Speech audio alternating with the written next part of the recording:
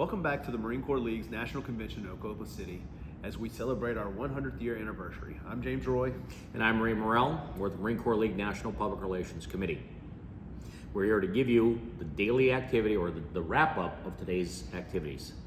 This is our final day. Final day. And yes, our eyeballs are still wide open. Before we get started, let's everybody be reminded to smash that like button. Be sure to share our video and subscribe to our YouTube channel if you haven't done so yet. And be sure to follow us on Facebook and Instagram. And as our focus is to get you this information to help ensure that our members are informed of what took place at these national conventions, we ask you to also share this information with your fellow members so that they're in the loop. The first order of business today was Teresa Terry, the Marine Corps League National Credentials Committee Chair, came out and presented the updated delegate count and voting strength for each department as it pertains to the business meeting and voting elections during the national convention. And actually, Teresa and her whole team, because it's a lot of work for the Credentials Committee, they received a rousing standing ovation. Very much so. For all their effort. Motion was also made by the body, the Marine Corps League body in attendance, to allow the anniversary ribbon to also be eligible for wear to the Marine Corps League Auxiliary, which of course that motion was passed unanimously. Commandant Baker then immediately went over to the Marine Corps League Auxiliary meeting and announced that they too can wear the Marine Corps League anniversary ribbon, which they were very pleased with. The 60th Chief Devil Dog, Alan Sanning, gave a report on the MODD, the Military Order of the Devil Dogs. 2 pups were advanced to Devil Dogs. 114 Devil Dogs were advanced to Pedigree Devil Dogs. They also stated that there were 495 dogs in attendance at the Supreme Growl, which is what is called for their meeting.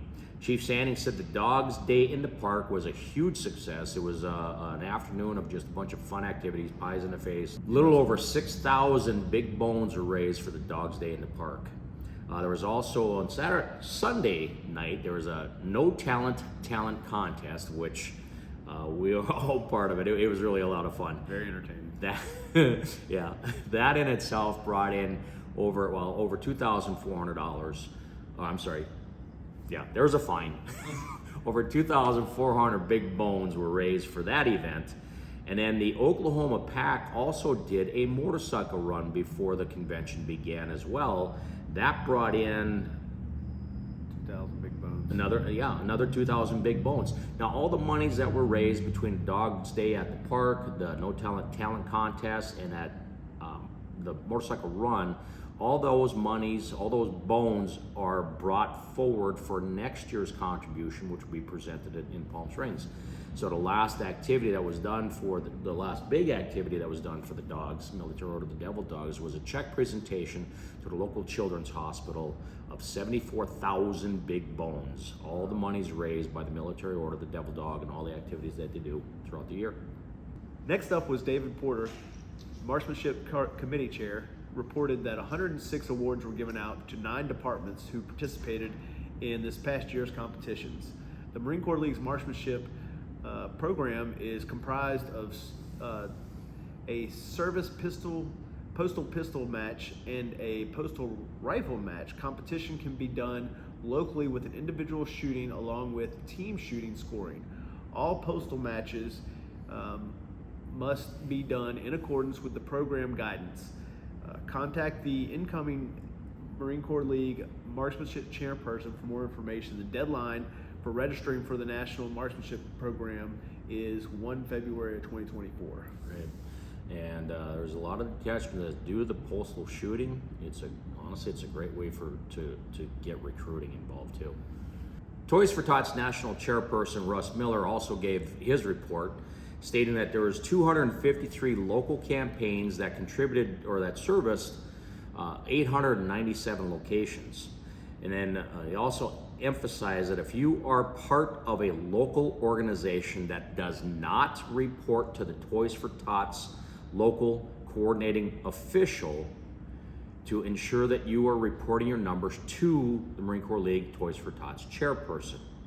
Russ also reported that the Marine Corps League collected over 3 million toys last year and over $4 million, while it delivered over 5 million toys to more than 1.5 million children across the U.S. last year. He also spoke about the literacy program and that they would like to start getting more books to children. He said that the program would also like to be expanding into all the Native American reservations this year as well. The program is also now working with law enforcement and social services so that when a child is delivered to a foster care after a domestic situation or some kind of distress, that they would also be provided with a toy as well. Or a couple toys. Right. And lastly, he reported that over 470,000 children were distributed toys outside of Christmas time in this manner. He also gave us a quote from retired General James Laster, President and CEO of Toys for Tots Foundation. Toys for Tots no longer gives away used toys because these children have been given hand-me-downs for too long. Right. And then again, stating that the next phase for Toys for Tots is, as James alluded to, was doing more than just Christmas. So throughout the morning, National Commandant Johnny Baker also presented numerous awards, Distinguished Gold Awards for people for various different reasons. The National Meritorious Unit citations were also awarded out, and additionally, he recognized 2 members of the National Board of Trustees with the Victor T. Fisher Commendation Award. That is a very distinct award that is authorized for Department Board of Trustees along with National Board of Trustees. The Commandant can give that to any one person on their board. But he also awarded, this was an award that was established last year, the Richard Gore Award for Leadership and Leadership Excellence, that was also presented to a member of his Board of Trustees. Past National Commandant Wendell Webb then reported that the Past National Commandant Society meeting and reported that there were 5 Past National Commandants and 3 honorary Past National Commandants in attendance. A resolution was then introduced and passed to recognize John Bigwood from the Department of Illinois posthumously as a honorary Past National Commandant. A little piece of trivia, Marine Corps League trivia, is that the Past National Commandants were actually right on the very first convention. The Past National Commandants are a standalone vote within Marine Corps League National Conventions. So that's how the society come into play. President of Marine Corps League Auxiliary, Linda Chamberlain, stated as an organization they continue to rebound from COVID as her units are getting back on track. They're finding more opportunities become available to serve their veterans and members of their communities. She shared numbers from the various programs that the auxiliary supports and detailed total hours donated, total dollars donated, and total miles donated. The Americanism program, which supports anything patriotic, child welfare, which includes numerous contributions to children, civics program, which relates to helping friends and neighbors within a community, and then the rehabilitation, which involves activities that bring direct relationship and helping veterans within their own homes. And then also, as we mentioned in previous broadcast, the Veterans Affairs Volunteer Service, which is specific support to Veterans Administration medical centers. Now, those are some of the areas that our auxiliary supports. Next up was our Young Marine Executive Director, Bill Davis, spoke about the status of the Young Marines and spoke on the importance of the Drug Demand Reduction Program. He stated that 60% of the Marine Corps League detachments support Young Marine units in some way, but that there are still room for Young Marine units in many communities across the country. And the Marine Corps League detachments that are the catalyst to make that happen. The 12th Sergeant Major of Marine Corps, Gene Overstreet, who is a significant supporter of the Young Marines program, was recognized by Bill Davis with a Distinguished Volunteers Award, which is the highest award given by the Young Marines program. And let it be known that Sergeant Major Overstreet actually ran to the stage, received his award, gave rousing words of encouragement, and ran to the back of the room. Yes, he did. Yes, he did. He's an awesome, awesome Marine. Teresa Terry again came back and updated the numbers for the credentials, as well as the delegate counts for elections, which we proceeded to right after that.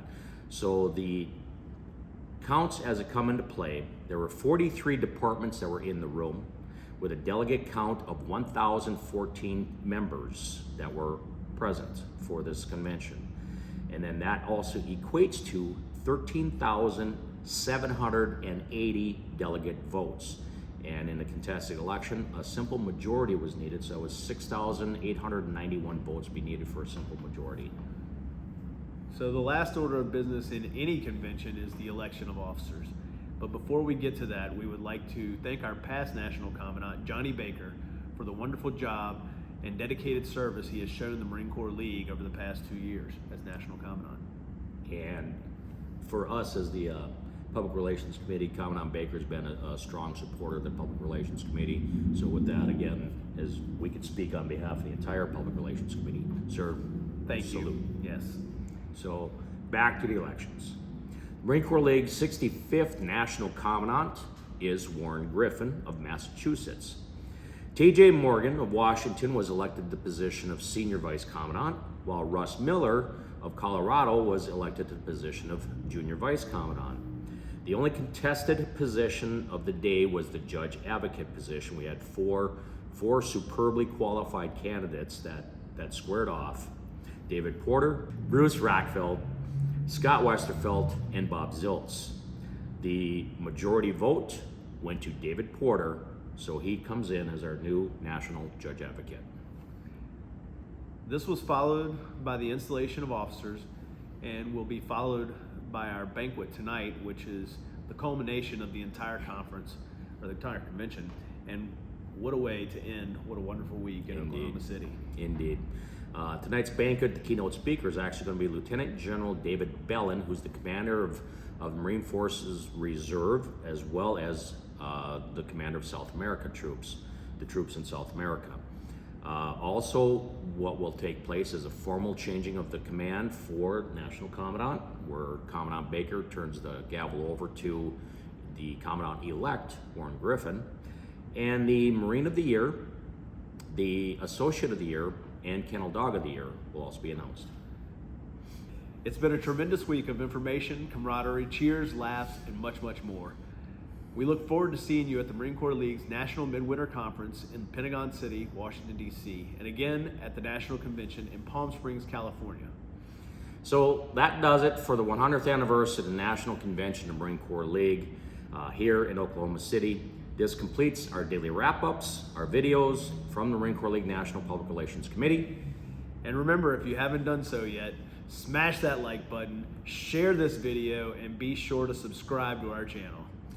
And this is the man that's been doing all the editing, so look forward for the blooper reel, because I'm sure it'll be a little entertaining.